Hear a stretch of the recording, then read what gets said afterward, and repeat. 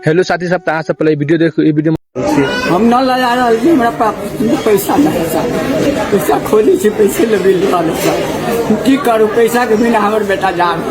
मंत्री जी तो कहले रहे कि सब खर्चा काल के आगे ये खर्च देबे, आप अस्पताल देते रहिए, दवाई आप देबे न कर दिया यार। ढोए वाला 5,000 रुपया वो हम लाई दे। मतलब मोहतौरी जिला के एकडारा में मतलब 2-3 दिन पहले बाइक एक्सीडेंट भेल रहे, तो मैं ऐसी देखे मतलब 3 बार ऐसी देखे आबित रहे, तो मतलब जगह पे मतलब बाइक में आग लगल, तो 3 बार जगह पे डेथ हो गए और 2-3 बार मतलब समस्या एकदम गंभीर है और बैकग्राउंड भी मतलब बहुत ज्यादा कमजोर है। और डॉक्टर भी मतलब बोल दिले कि मतलब 100% में से 60% बचे के चांस नहीं है और 40% बचे के चांस है। तो मतलब कहावत तो अहाँ सुनले होगा कि मतलब करिए कोनो मतलब सजा भोगे पड़िए, कोनो मतलब एगो छोटा सा लापरवाही की वजह से अभी बाप माई के मतलब दूसरा के आगे में जाके गिरगिराए पड़िए, रोए पड़िए, कल्पे पड़िए, 1-1 2-2 रुपया के मोहताज हुए।